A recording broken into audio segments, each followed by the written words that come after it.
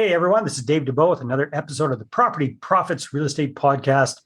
Today, zooming in all the way from beautiful Charleston, South Carolina, Mr. Cody Lewis. Cody, how are you doing today, my friend? Dave, I am great. Thank you for having me. It's a pleasure and honor to be here, sir. Well, it is my honor and pleasure to have you. So Cody is recently jumped into real estate investing full time. Now that's a big leap because he didn't have a bunch of deals on the go under his belt the whole bit. He just kind of burned the ships and said, okay, I'm doing this thing. And he's taking massive action.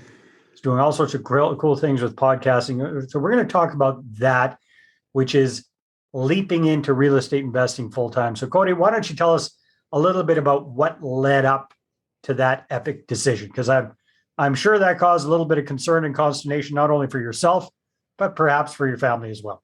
Yeah. And to your point, we can't be where we're at today without our family. You know, I speak on behalf of my partner and myself. My partner, Jackson, he has a wonderful wife. I have a wonderful wife, and they back us 100% on this. So without them, we would not even be anywhere close to where we're at today. But backing up a couple of years, I worked for a very large tech company and was very successful, very much enjoyed what I did. And the first kind of inclination of entrepreneurship kind of came out of when they shifted where they wanted to take our part of the organization and did away with our job, 400 of us globally. And that was just kind of an eye-opening moment. You know, I don't have any ill feelings or anything like that towards the company. I'm still very happy that I worked there, met a lot of great people and got a lot of great training and experience. But it was an eye-opening moment that no matter what size or value the company has, you're still working for somebody else and they have control over your career. So that was kind of the first inclination. Fast forward a few more years, I'd been chasing this particular type of job. I always wanted to be a solution engineer. I think of myself as a problem solver. And I love that aspect of the sales process of getting in and understanding the technical aspects of what a customer needs and aligning potentially with what we offer. And that's where the sales engineer, solution engineer, if you will, came out. And I had been chasing a career in that position for 6+ years and got a chance to do that and did it for about a year and a half. But during the pandemic and kind of the lockdown and the lack of travel, my wife and I were making really good money. And we felt like we weren't leveraging it as best we could. And her family has a background in real estate. So we started exploring those options. It just so happened that a good friend of mine from high school that I've known for 20+ years had already been passively investing in in commercial real estate through multifamily. Yeah. And I pinged him and said, hey, I know this is something you do. Tell me more about what it is you do and how you're able to generate this kind of mailbox money, if you will. Yeah. So we chatted, and he actually, after the week-long chat of kind of going back and forth, said, I think this is something that I want to do, but I also think it's something that I would like to bring you on and do with me. And that was kind of this, whoa, okay, that's different. I had never thought about that. I was thinking more passively, but now we're talking about being active. Right. And at the end of 2020, we sat down, he kind of presented the business plan and what he thought we could do. And I really took the whole month of December and spelled it out with my wife. We poured over our finances to make sure that, inevitably when I left my job that we could do it. And so we had the company, we did it, we hired a mentor. We did that through the first part of 2021. And right around like May or June, it became very evident that with a podcast and networking and finding investors and all the things that goes just starting a business and then working in real estate, it became very evident that the amount of time needed was going to supersede what I was able to do in my W-2 job. Okay. So we made a very hard decision to say, this is the future. This is where we're going to go. So we're going to pull the plug now and go ahead and jump ship. All right. So what did that look like for you, Cody? So it's you and it's a partner. How have you divvied up responsibilities, and what are the main things that you guys are doing to get your, apartment building syndication business going? Yeah, that's a great question. The first Monday, if you will, after I quit my job, my partner had already spun down his construction business about 6 months earlier. So he was full-time in real estate. But that first Monday, we met in his office over at his house, and we live about 10 miles apart. So it's really easy for us to communicate that way in person. Mhm. We had this big whiteboard. He had bought one from the local store, got this big whiteboard, and we drew a quadrant on it, 4 quadrants on it. And we listed out all the responsibilities that we thought would make up a real estate company. And then we tried to categorize them best we could under 4 different categories. So it broke down into investor relations, asset management, construction management, broker relations, and marketing.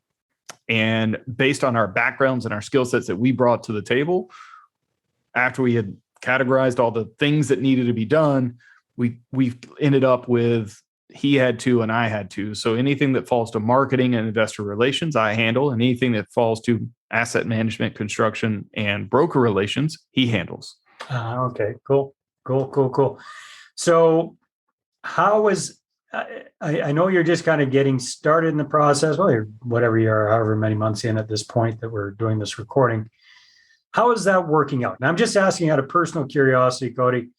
I've been in business partnerships in the past myself. There's good, there's bad, there's ugly, there's everything in between. Sounds like you guys things are working out well. Have there been any hiccups, any adjustments that have had to be made along the way? How's it rolling? Yeah, no, I think anytime you're partnering with somebody, it doesn't matter how long you've known them, the business will have ups and downs. You'll have ups and downs from a personality relationship standpoint between the 2 people.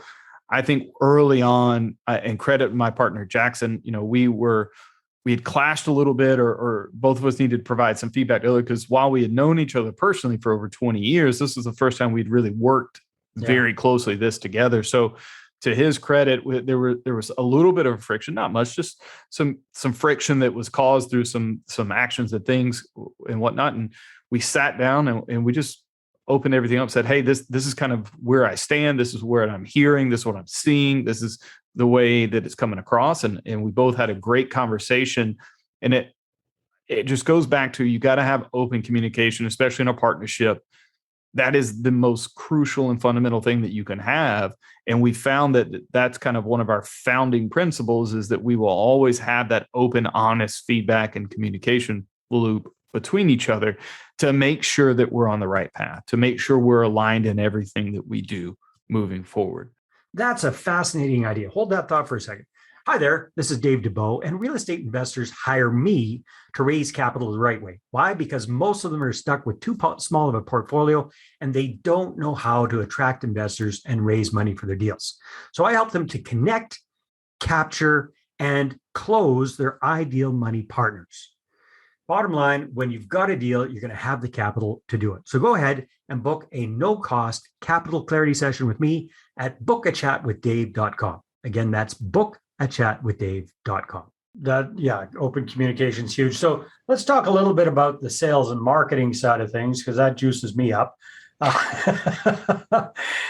So talk to me, how is that rolling along? How are things going for you guys for finding investors, raising capital? Because that's going to be a big part of the business, is not only finding deals, but finding investors to fund those deals. So if you don't mind sharing, where are things at for you guys right now? Do you have some investors in the wings ready to go, or how's that looking? And what are you doing to kind of generate interest from that side? Yeah, that's a good question. And I think we've heard, especially through the podcast that we've heard some different ways to approach this. But the way that we approached it, and the way our mentor suggested we approach it, was that we took the opportunity to talk with our potential investors first. So I like to think of them as like our first 3 rings of people, which are immediate friends and family, former coworkers, colleagues, and peers that we previously connected with, people that we know or know us. So our thought and theory was, let's connect with these people. 1, help them understand what we're doing. Secondly, why we made the decision to do it. But the big thing for us was we didn't have to educate them on who we are. We didn't have to educate them on our work ethic, our beliefs, our values. They already know you guys. They already like you guys. Now you just have to work on the trust factor when it comes to real estate investing. And it was really more so the education, to your point, on the real estate of this is why we're doing this. This is why we think it's a great vehicle, why great asset class. And it was really helping opening their eyes to that. And sometimes we had people that were like, listen, you guys do really well. We've known you. We know your work ethic. We know the values that you have. If you're saying this is a good investment, I really don't care what the investment is. I want to invest. Because they're investing in you guys. Correct. Not the asset class itself. Correct. Very, very cool. So how did you do that initial outreach, Cody? What did that look like for you and your partner?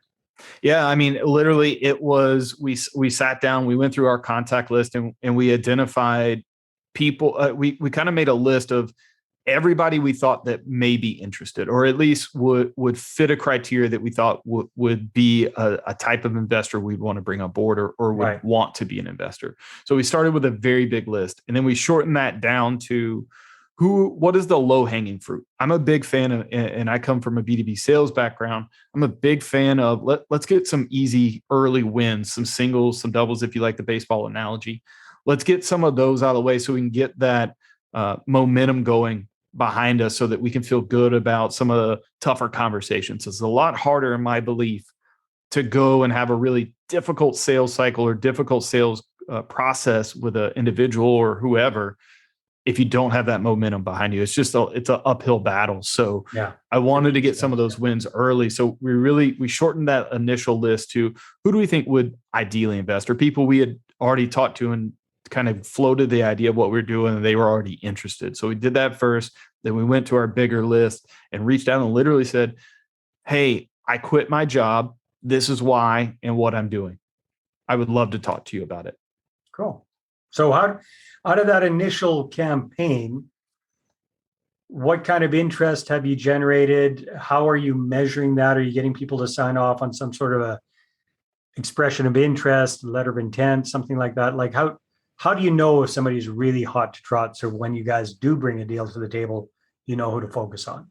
Sure. Well, and to be very transparent, we are tracking our soft commitment. So we ask at the end of every conversation, if we first establish and have established that we know this person, or we've known them for a while, or whatever it may be. Then from there, we make sure that they have interest in this type of investment vehicle. And then after that, if they have kind of checked all those boxes, we ask them, hey, if we were to have a deal come up tomorrow or next week, what would you feel comfortable investing? Mm-hmm. And that's a difficult question oftentimes, because you're dealing with money at that point in time. It's kind of a nebulous idea until you actually try to put a dollars and cents behind it. So when we asked that question, we were very happy to hear that people were open about, hey, I feel comfortable with this or that. Sometimes people gave us a range. So what we do is we always take the low end of that range. And we track it. We have a platform that we use. We use Active Campaign to manage all that process. Smart. And we track it. And then so we have our soft commitments in there. But to be very transparent, we know from the industry and talking to other people where our number is today. We're only going to probably count on 50, maybe 60 at a high range of percent of that actually coming in. We know that for whatever reason, time of year, time and circumstances change people's mind all the time. Exactly. Correct. So now, we're waiting on that one. Yeah. Here's one little tip that I've learned the hard way, Cody. And that is, if you actually get them to sign off on an expression of interest, which is not a legally binding document, but at least they actually put their John Hancock on there, the likelihood of them actually investing goes up significantly versus just a verbal commitment. So just a little tip or suggestion there for you. It's really interesting you say that. We were talking about this the other day. So me being the investor relations marketing, I keep Jackson up on a lot of the things that we're doing, or at least I'm thinking about doing. And we try to meet at least once a week. I mean, we're talking all the time, but like a more formal meeting once a week. And we were talking just last week about the idea of, we have this questionnaire that goes into, it's not an accreditation questionnaire, but something similar, that we're going to break up into probably one or two sections and send it out to our investor list so that they can start to fill it out. It'll fill out an Active Campaign and give us more details about our investors, but it will also, to your point, show and validate interest in a lot of these people, more so than just a conversation. It's very easy to say yes when you're in. Yeah, if they actually fill out that questionnaire, that's a good, if there's part of it there that says, I'm ready, willing, and able to invest a sum of up to X amount or range or whatever that is. Yeah, Correct. that'll go a long way. One last question before we wrap up here, Cody, because time flies when we're having fun. Talk to me a little bit about your thought process and the goal behind starting your podcast, because I know that's something that you've been very, very active with, and you hit the ground hard, running hard with your podcast. Talk to me a little bit about that and the big benefits you've seen from doing that.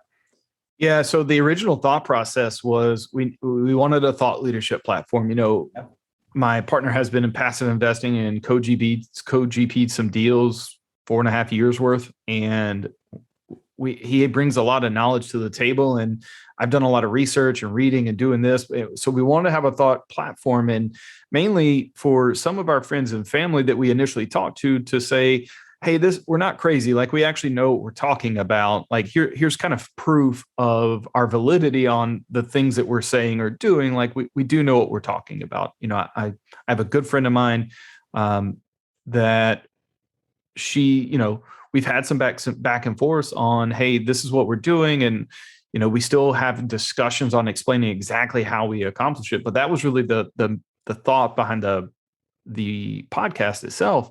What has come out of it and what I really has come out of it that I wasn't expecting was building the relationships with others in the real estate community. I've met folks like you and others through that. And my task and challenge to myself has been, how do I stay connected with them? But, I know these people. I reach out to them on LinkedIn or even email some of them or call, and I can chat with them. I have open dialogue with them. And it's great to be able to build and see those things, because while we may be recording for 15 minutes, I typically talk for about 30 to 45 minutes total. So I get some backstory and some personal time with the other individuals. So that's been the biggest payoff to me that I didn't realize we would get going in. Awesome. Very good, Cody. So people want to find out more about what you're up to and what you're doing. What's the best thing for them to do? Yeah, absolutely. We'd love for you to listen to the podcast, of course, Real Estate Unsuccess Stories. We talk a little bit about folks that have had struggles in their career, even though they're super successful now, because we think that's important to know that it's not always going to be easy in real estate. And then other than that, check us out at venduecapital.com, VENDUE capital.com.